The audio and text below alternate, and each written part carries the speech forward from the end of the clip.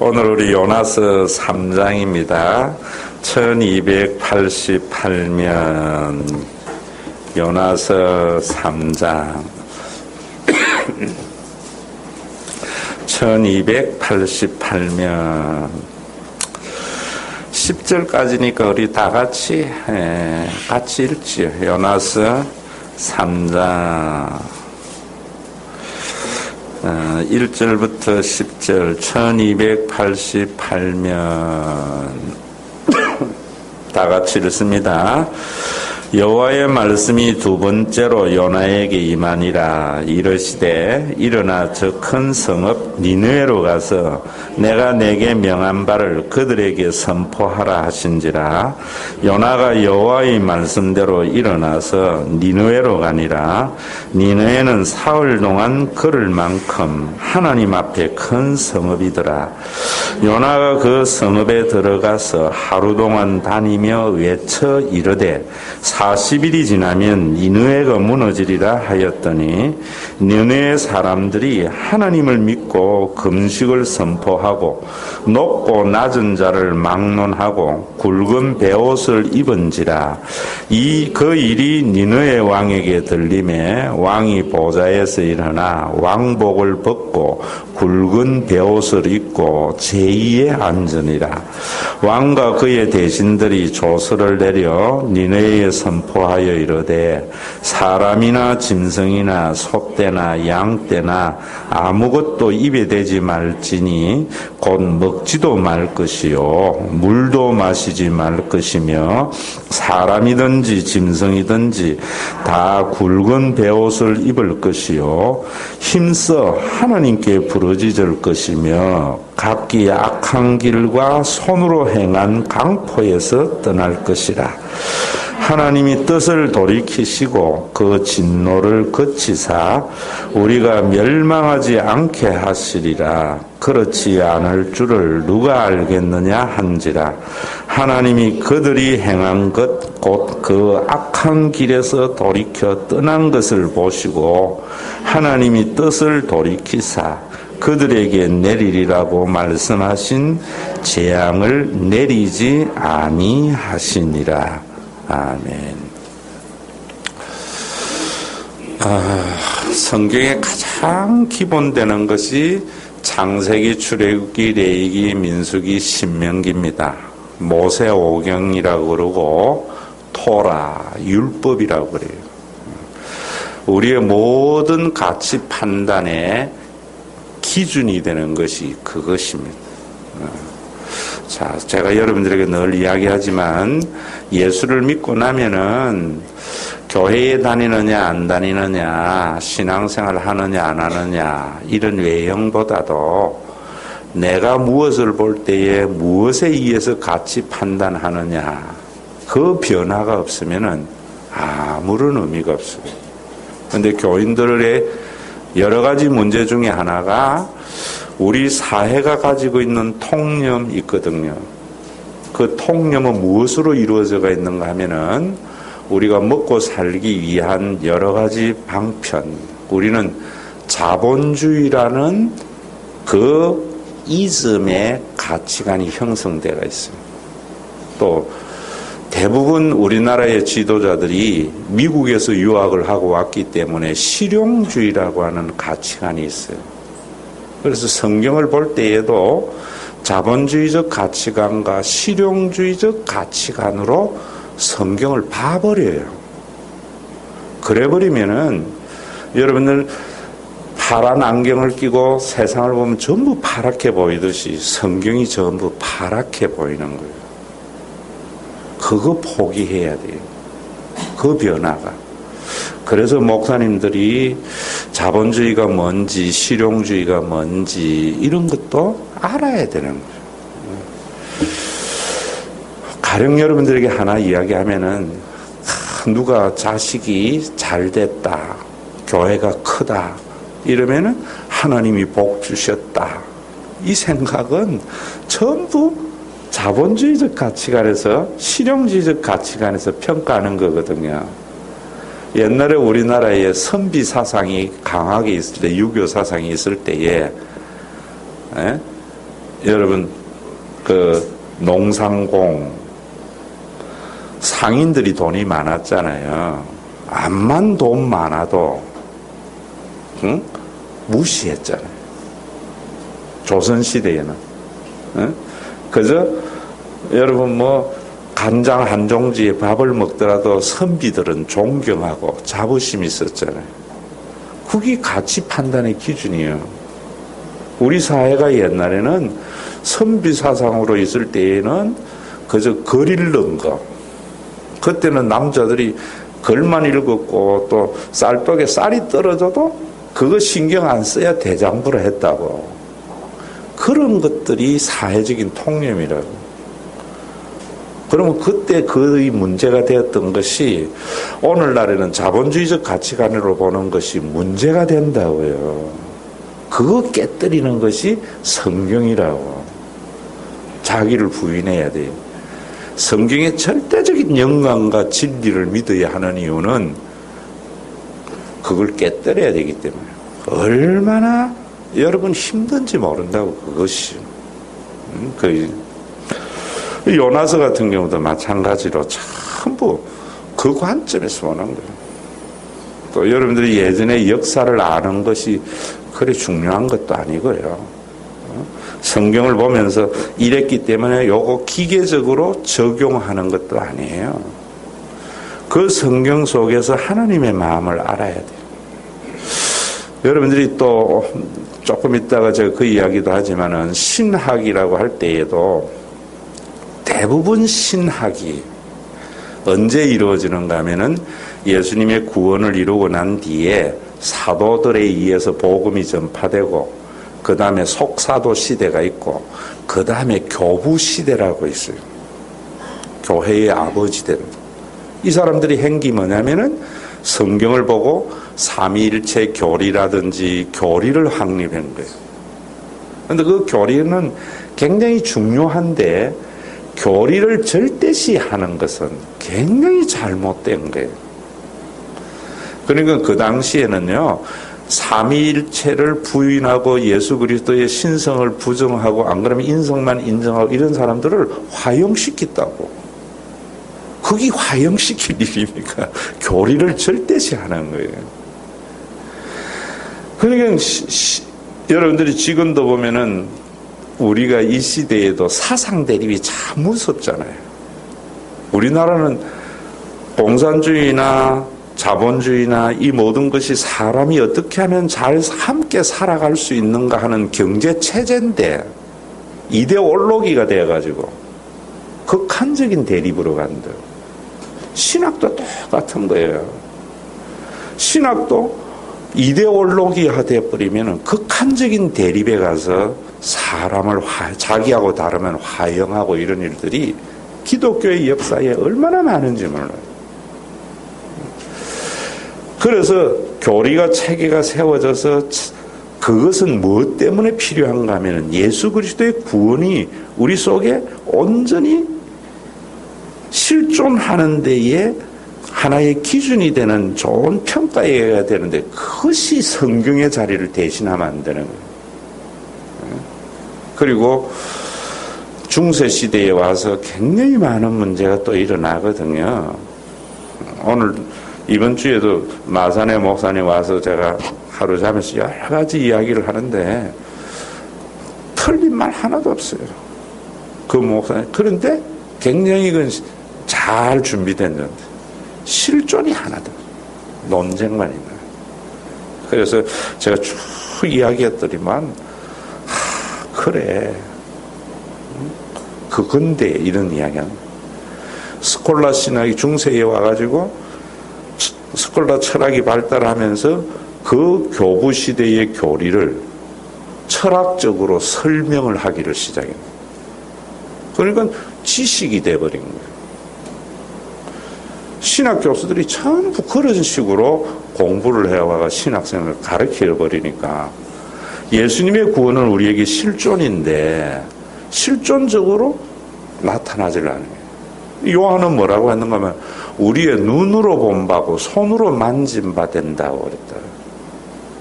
우리의 삶이에요. 신학은 성경은 또 그렇고. 무슨 말인지 모르겠지만 그래도 안개 속에서 희미하게 뭔가 느껴지는 건 있죠. 그 정도만 있어도 돼. 자, 그러면은 요나서 같은 경우도 여러분들이 오늘도 보시면서 봐라, 회개하니까 니느웨는 구원받았다. 너무 교리적인 접근이에요. 이제 그걸 실존적으로 볼 때에 또 요나서를 보면서 물고기 뱃속에 사람이 살 수 있는가, 과학적인 사고로 성경을 보는 거예요. 또 요나서를 보면서 선교하면 하나님이 복 주고 선교를 안 하니까 하나님의 진노를 받았다, 요나. 이건 선교학적으로 보는 거예요. 예수 그리스도의 구원적으로 봐야 돼요. 그럼 요나서를 여러분들이 보시면서 그걸 보게 하는 것이 뭐냐면 예수님의 구원, 그 예수님의 구원을 바울 서신을 가지고 예수 그리스도의 구원의 관점에서 구약 성경을 다시 보는 눈이 필요한 거예요. 이 말 이해되셔야 돼요. 바울은 구약 성경을 가지고 유대교적인 시각을 가지고 있다가 그 유대교적인 시각으로 예수님을 십자가에 못 박아 이단자로 죽인 거거든요. 그랬다가 깨달아가서 자기가 써놓은 것이 바울 서신이라고, 복음에 대한 해설을 서로. 그러면 바울의 시각으로 예수 그리스도의 구원을 통하여 구약 성경을 제대로 봐야 돼요. 그래 보면은 바울 서신에 뭐라고 이야기하는가 하면은 유대인이나 헬라인이나 남자나 여자나 자유자나 종이나 다 그리스도 안에서 하나다. 이게 그냥 바울이 영감을 얻어서 기계적으로 한 것이 아니라 예수님의 구원과 그 관점에서 구약을 본 거예요. 우리는 어떻게 보는 건 이분법적으로 하나님의 백성 아닌 사람 딱 나누었어요. 나는 아는 사람은 지옥 가고 하나님의 선택받은 자는 천국 가고 잃어버린다. 여러분 구약 성경에 보면은 유대인만 구원받는 게 아니에요. 또 바울은 나중에 뭐라고 이야기하는가 하면은 우리는 너희가 율법을 온전히 지키면 구원받는. 근데 어떻게 그리 지키냐? 은혜로 구원받는 것이다. 나중에 자각이에요. 이것도 좀 이따 여러분들에게 설명을 해드릴게요. 그럼 요나서를 여러분들이 제일 먼저 보면서 한 가지 알아셔야 되는 것이 항상 하나님의 마음을 헤아려야 돼요. 가장 중요한 것은 내 혈연만 중요시 여기는 것이 얼마나 큰 제약이라는 것을 알아야 돼요. 제가 이거 요나서 하면서 지금 계속 강조하는 거죠. 우리나라의 모든 인간의 문제는 자기 혈연만 중요시 여기는 것 때문에 일어나는 거예요. 여러분들이 지금 살기 우리나라가 어려운 것도 이유는 그것 때문이에요. 그것은 또 하나님을 안 믿기 때문이고. 불과 1년 전만 해도 제가 설교를 하면서 사내 보유금이 500조다 이랬는데 지금은 700조로 올랐거든요. 말이 됩니까, 여러분? 그래 놔놓고 또 백성들에게 세금 쥐어짠다. 노동계약, 노동, 무슨 법 이러면서. 결과가 말해주고 있는데 결과가. 왜 그렇습니까, 전부? 하나님 우리 모두를 만드실 때에 한 가족으로 만드셨어요. 사탄이 우리에게 김씨, 이씨, 박씨로 나누었다고요. 그게 제약이라는 걸 알아야 돼요. 그래서 요나 보고 니느웨에 가서 복음을 전하라 라고 이야기하니까 요나가 뭐로 했는가 하면 지 혈연의 관계만 매였기 때문에 선교하러 가기 싫은 거예요. 그래서 니느웨라 가지 아니하고 욥바로 내려가서 다시 쓰러 간 거예요. 여러분 자 보세요. 자, 요나 할 때에 이런 말 하죠. 요나. 뭐 초등학교 설교 참 한지 오래됐는데 우리가 남을 이렇게 지적을 하면은 뭐예요? 하나는 남을 잘못하면 셋은 자기를 보라고 하나님이 말씀하신다 이러거든요. 초등학교 때 이제 이런 초등부 전도사 때 이런 설교도 했는데 참 우리 그런 거 많잖아요. 남은 하나 지적하면서 하나님은 셋을 나를 보라는 거예요. 여러분 우리가 사실은 그렇잖아요. 여러분 어떤 설교 좋아해요? 오늘 이 자리에 오신 분들의 모든 자녀는 하나님께서 하늘의 신령한 법과 위대한 지혜로서 복 주실 줄로 믿습니다. 혈연을 강조하는 설교에 흥분돼요. 좋아요. 그런데 여러분들의 자녀를 와 같이 다른 사람의 자녀도 그래 보세요 하면은 뭔가 좀 어디로 가고 싶어요? 고리로 가기보다는 다시스로 가려고 하는 마음 생긴다고. 목사님 우리가 복 받는 거 싫어하는 것 같아. 교회 옮겨볼까? 복 받는 교회로. 전부 다시스로 가려고 하는 마음이에요. 다시스로. 그게 1장에서 여러분들에게 느껴져야 된다. 그래서 여러분들 이걸 받아들이는 게 구원이에요. 거기서 구원이 시작이 되는 거예요. 칼빈주의를 하고 알미니안주의를 할 때에도 그 목사님과 토론하면서 이야기를 그런 거예요. 우리가 은혜로 구원을 받는 것이 행위로 구원을 받는 게 아니다. 그 논쟁이요. 사람 죽였다고요. 그렇게 주장하는 사람을 화형시키고 죽이는 일이 기독교의 역사에 있었다고요. 자, 그러면은 은혜로 구원받는 것인가 행위로 구원받는가 전부 이분법적으로 생각했어요. 제가 이야기해 줬거든요. 여러분이 천국은 어떻게 오느냐라는 것을 제가 11시간을 강의를 하고 난 뒤에 내 속에서도 자꾸 새로운 깨달음이 생기거든요. 하나님의 나라는 은혜로 우리에게 주어지는 거예요. 칼빈은 이 관점을 봅니다. 하나님의 나라가 우리 가운데 어떻게 왔는가? 우리의 노력으로 오는 것이 아니라 하나님이 우리에게 은혜로 주어지는 거예요. 이거하고 같아요. 여러분들의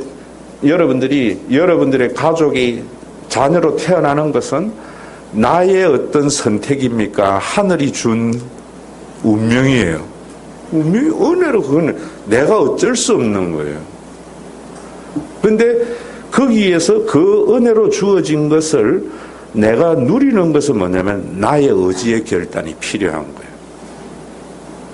그런데 이걸 똑같이 늘 칼빈주의주는 뭔가 하면 내가 예수를 믿었다.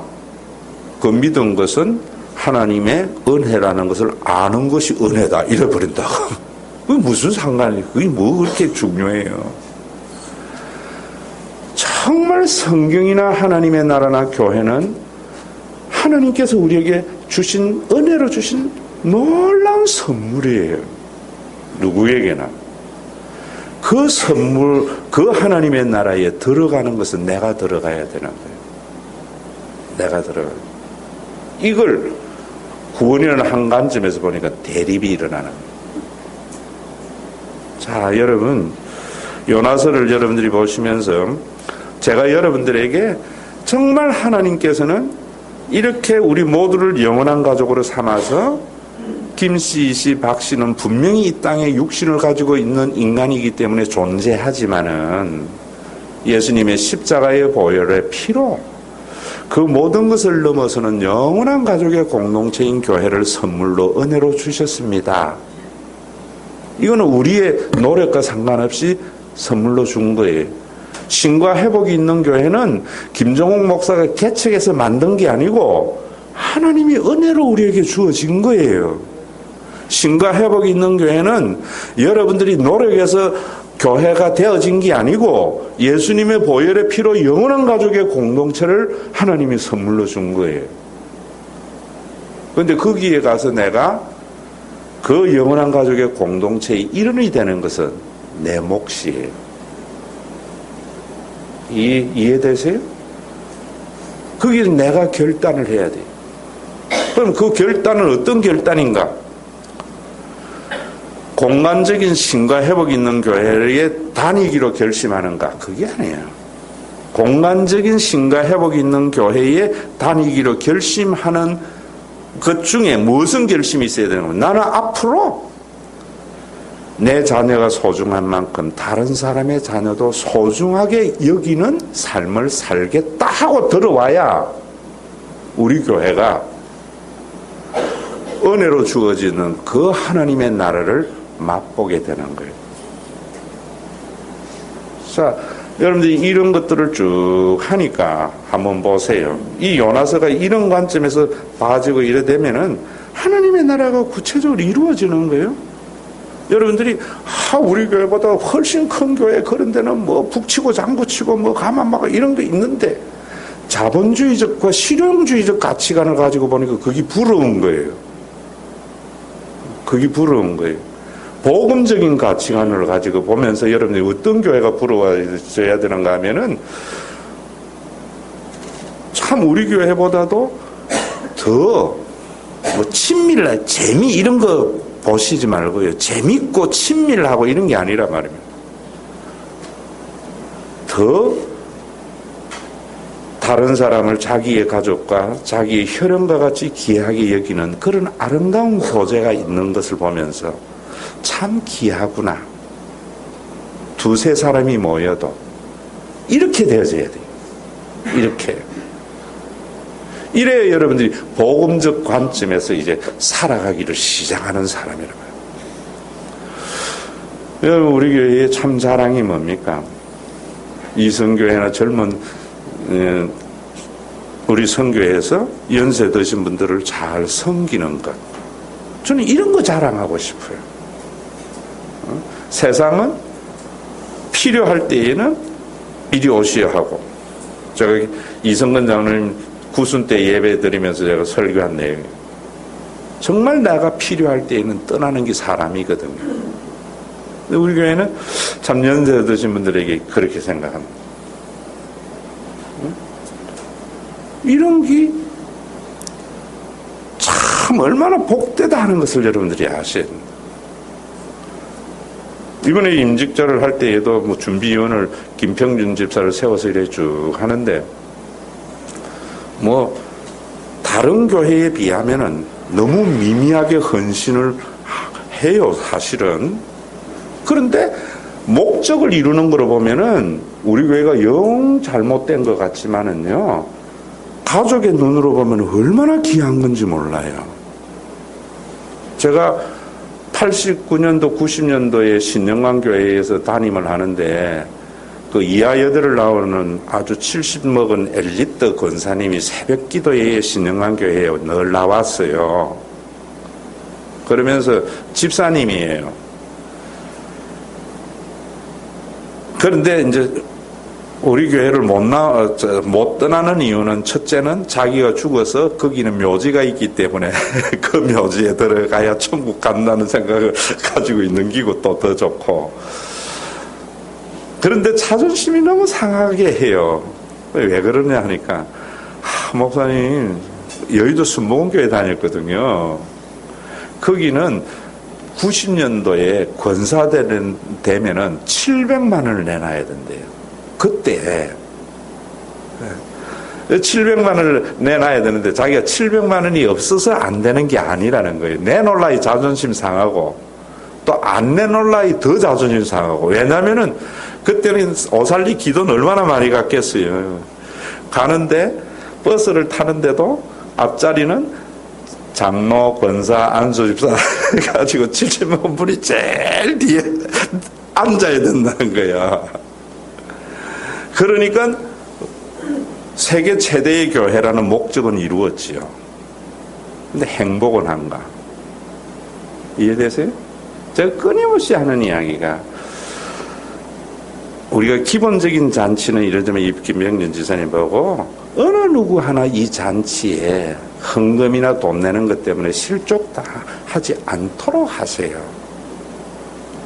여러분, 가족이라는 것은 내가 없어도 무시 안 당하는 것이 가족이에요. 형제지간에도 성공한 자녀는 이리 앉으라고 이거는 콩가루 집안이라고. 그런 집안도 있잖아요. 질서라는 게. 여러분, 왜 이런 이야기를 하는가? 교인들의 마음을 살리는 게 아니라 구원이 그거기 때문에. 철저하게 은혜로 하세요. 은혜로. 여러분, 그리고 여러분, 이번에도 제가 그랬어요. 참 화려한 거는 목사님이 축사나 이런 것들 보러가 이러면 저도 뭐 몇 푼 주고 이러면 어디 가도 뭐 그 사람들이 고맙고 내 면 살고. 근데 그게 뭔 의미가 있어요. 그래서 예배의 순서는 목사님들 중심으로 하지만은 피택 장로 3명에게 정말 당신네들이 축하받고 싶은 분 이야기해라. 축사는 그 3분에게 세울 거다. 가족의 눈으로 보는 거예요. 모든 걸 여러분들이 이렇게 봐주면은 전통을 파괴한다. 창조적 파괴가 일어나야 돼요. 모르겠어요. 이런 게 여러분들에게 자랑이고 기쁨이 돼야 된다 이 말이야. 애들은 말 안 해주면 모른다고 제 어머니가 이야기한 대로. 지난 성탄절에도 담임 목사 건의를 가지고 나는 이름도 잘 모르겠다. 부목사님 서진이야 뭐야? 네? 뭐 어쨌든 뭐 내가 주는 것보다 저 아버지가 주는 게 훨 낫잖아. 혈연과 이런 것들이 여러분 관점에서 보면은 형식에 매이지 않게 되는 거예요. 형식에. 여러분들이 우리 교회에 이런 것들이 그러다 보니까 걸음을 더디가요. 이루는 게 더뎌요. 그런데 사람 자식 키우는데 시간 단축하려면 죽어버려요. 회사는요, 효율 때문에 적게 투자해서 빨리 일하는 거지만 사람은 그게 아니거든요. 그래서 하나님의 나라는 겨자씨와 같다. 이런 관점에서 여러분들이 이제 아는 게 아니라 판단이 되어져야 돼요. 니느웨에 의해서. 그런데 그게 쉽나? 그게 쉽나? 그래서 불순종해가 요나가 다른 데 가다가 물고기 뱃속에 가서 죽음 서울까지 내려간다. 죽음 그리고 난 뒤에 부활에 이르러요. 다시 토해냈어. 자, 여러분들이 혈연의 가족을 넘어서는 영원한 가족, 그 혈연의 가족을 내팽개친다고 생각하는 것은 이분법적이에요. 이 소중한 만큼 영원한 가족의 공동체가 소중한 것을 아는 사람은 무엇으로 보는가 하면 전부 죽음 이후의 부활에 하나님의 눈으로 세상을 봐야 돼요. 그래서 내가 하나님의 마음 한다. 요나가 이제 3장에 와서 오늘 여러분 니느웨 성에 가서 두 번째 명령에 순종을 하면서 이제 그것에 순종하는데 어떻게 해서 하게 됐어요? 현실의 눈으로 보지 않고 영원한 하나님의 나라의 관점에서 보기를 시작한 거예요. 그러니까 여러분이 성경을 보면서 하나님의 마음을 헤아리지 아니하고 인간의 마음으로 성경을 보면은 이분법적으로 네 편 내 편 싸워요. 여러분 자식들도 보세요. 자식들도 자기들의 관점에서 이러면 부모에서 볼 때는 이놈이나 하나님의 관점에서 봐야 돼요. 제가 그걸 여러분들에게 그저 죽음을 경험해야 돼. 죽어야 돼. 신학적으로 그런 이야기인데 그게 실존이 뭔가 라는 경험이 안 돼 있는 거예요. 저는 죽음을 한번 여러분들에게 했다고 그러잖아요. 딱 국군 수도 통합병원에서 죽는다고 이야기할 때에 나이 22 서너 살에 여러분들이 내가 죽는 걸 머리로 아는 거하고요 실존하고는 완전히 달라요. 딱 죽음 앞에 딱 섰을 때 느껴지는 감정 가지고 싶은 게 하나도 없어요. 미운 사람이 하나도 없어요. 모든 사람이 귀하게 보여요. 참 희한해요. 요나가 그 경험한 거예요. 여러분들이 그리스도 안에서 내가 죽고 새로운 내 자아가 사는 것은 그냥 머리로만 예수님은 영원한 가족에 만드셨고 우리가 그렇게 봐야 된다는 게 아니고 여러분들이 그렇게 살려면은 육신의 죽음 이후에 부활의 영광에 그 영광 속에서 교회나 세상을 봐야 돼요.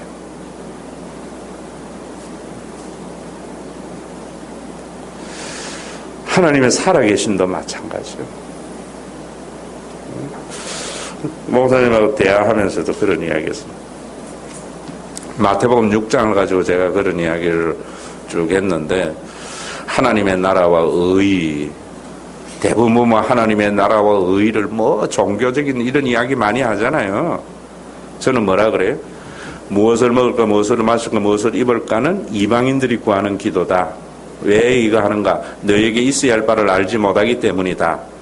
유대인들이 지금 기도하는 모든 것들은 무엇을 먹을까 무엇을 입을까를 위해서 기도하기 때문에 이방인들이 기도하는 거하고 같고 이 유대인들이 그렇게 하는 것은 있어야 할 바를 모르는 하나님이기 때문에 너희들은 하나님의 나라와 의를 구하라. 그래야 된다. 그래야지 너희들이 하나님의 나라가 이루어진다. 그러면 하나님의 나라와 의는 뭐라 그랬어요? 내가 내일 일을 염려하지 않는 것이다. 하나님의 나라와 의를 구하려면 내일 일을 염려하면 안 돼요. 너에게 있어야 할 바를 더하게 모든 것을 더하신다는 말은 그럴 때에 어느 누구든지 먹고 마시는 문제에 걱정이 없는 하나님의 나라가 너희 가운데 이루어진다. 마태복음 6장을 제가 그래 목사님이 이야기. 근데 목사님 이제 그 목사님이 이야기. 목사님은 국가에서 연금이 나오니까 그런 생각하는지 모르겠는데 자기는 염려가 안 떠난다는 거야. 에? 맨날 염려하지 말라 설교를 하지만은 현실적으로 그 염려가 안 떠난다는 거야. 그래서 내가 그런 이야기했어요. 목사님, 하나님과 실존적으로 몰라서 그렇다. 저는 내 아버지나 내 장인이 집을 하나 가진 적이 있고 통장에 돈이 없었지만은요. 그래서 교회에 쫓겨나기도 했고 또 교회를 은퇴하고 나왔지만은요. 한 끼 굶긴 적이 없이 살게 하신 하나님이거든요. 저는 제 아버지와 장인 속에서 역사하신 하나님은 나의 하나님이라 생각하는 거예요. 앞으로도 그럴 거라고 생각해요. 그러니까 적금 안 넣고 교인들 사랑하며 살 수 있는 거예요. 그게 뭐냐면은 죽음 이후에 과거도 보면서 여러분들이 죽음 이후에 보면은 거의 뭐 필요가 있겠어? 뭐 필요가 있어? 수많은 사람 한번 보세요. 자녀에게 돈 준다고 자녀들이 사는 게 아니더라고.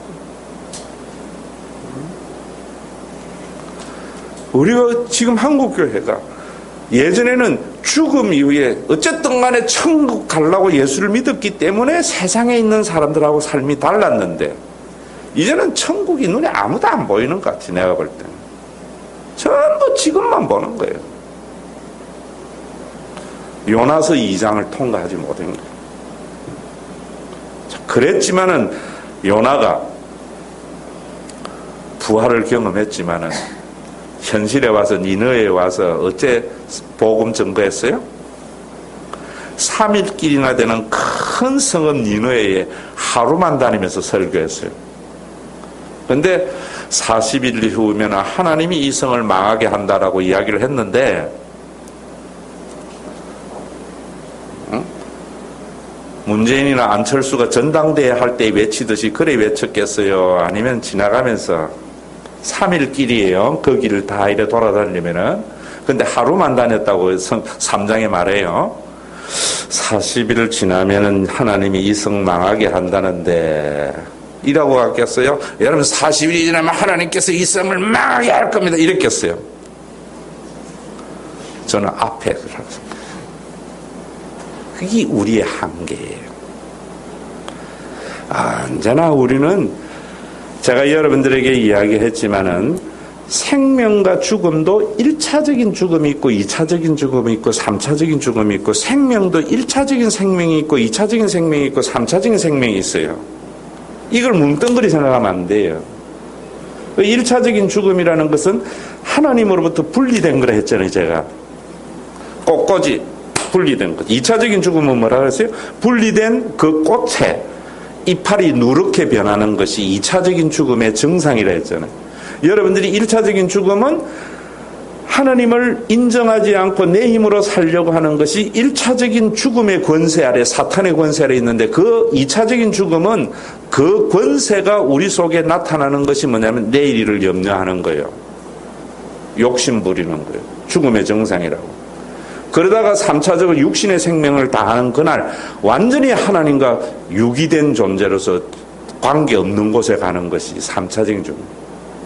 여러분들이 우리 한국교회의 생명도 1차적인 생명은 1차적인 생명만 이야기하는 거예요. 1차적인 생명은 뭐냐면은 하나님이 나의 아버지 되심을 받아들이는 거예요.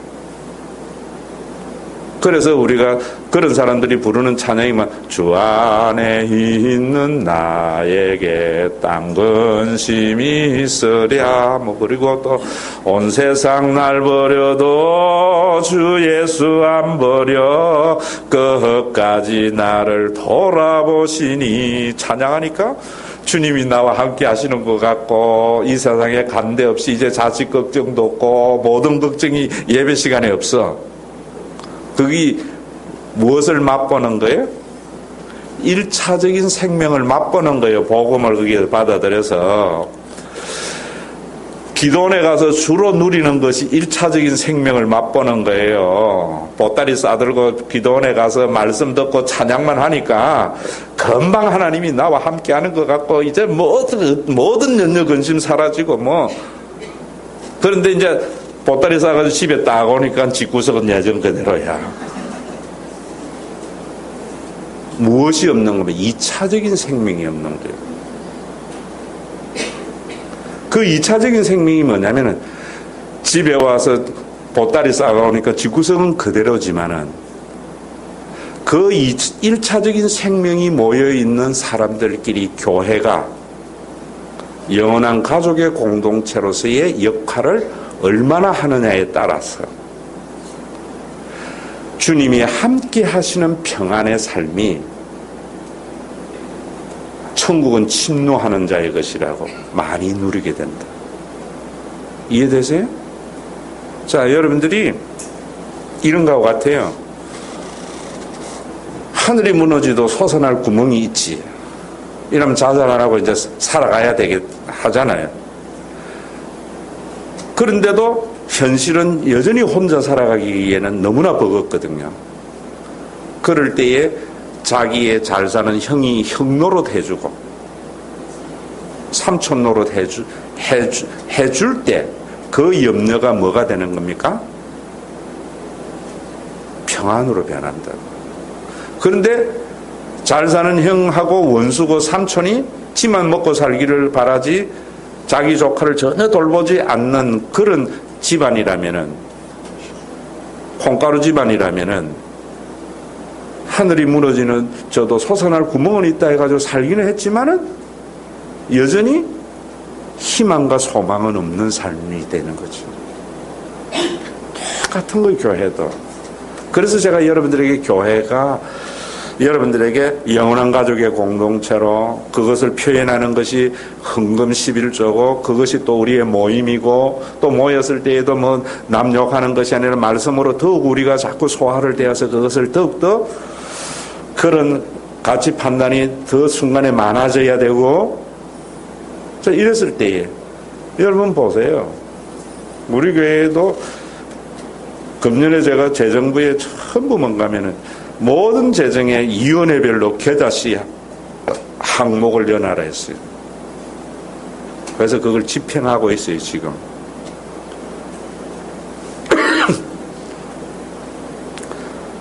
여러분, 가족이 그 예수 그리스도의 구원이 우리 속에 구체적으로 나타날 때에 온전히 해결은 안 되지만은 하나님의 나라를 맛보게 되는 거예요. 2차의 생명이. 그걸 더 공고히 하는 것이 교회고, 또 그게 어떻게 해야 되는가 하는 것은 여러 가지 구조의 문제나 많은 문제가 연구해야 되고 해야 할 많은 문제들이 있어요. 여러분들이 하나님의 사랑으로 우리가 사랑의 띠로 하나를 하면서 손잡고 우리는 뭐 사랑의 띠로 하나가 되었다, 사랑합니다 하면 막 같이 좋았잖아요. 그런데 또 교회에 나왔더니만 전부 자기 입장에서 생각을 해버리면은 실존은 안 되는 거예요. 여러분들이 이래 봐야 돼요. 내가 좋은 거는 다른 사람도 좋고요. 내가 싫은 거는 다른 사람도 싫은데, 가족에게는요, 내가 좋지만은 다른 사람이 싫으면은 가족은 그래도 안 하려고 하잖아요. 이런 게 우리의 삶에 구체적으로 있어야 2차의 생명을 누리는 거예요. 거기에는 힘이 있죠. 그런데 육신을 가지고 있기 때문에 알지만은 잘 안 되잖아요. 요나와 같이. 이제는 부활의 영광을 알았지만은 요나는 니느웨에 가서도 아직까지 자기 속에 재성이 있는 거예요. 그러니까 크게 외치지 않는. 그게 갈라디아서란 말이에요. 갈라디아서에서 그걸 무시하고 모두 다 영원한 가족의 공동체로 살아가 공동 소유야 재산 다 팔아가 와. 이것이 고린도 교회의 열광주의라는 거예요. 이미 너희들이 하나님의 나라가 완전히 이루어진 것 같구나.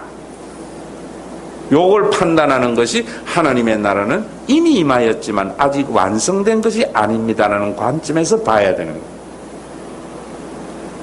그러면 여러분, 요나서에서 이런 부분들이 교회에서 재책이 안 되고 재의식이 되겠지. 이런 관점에서.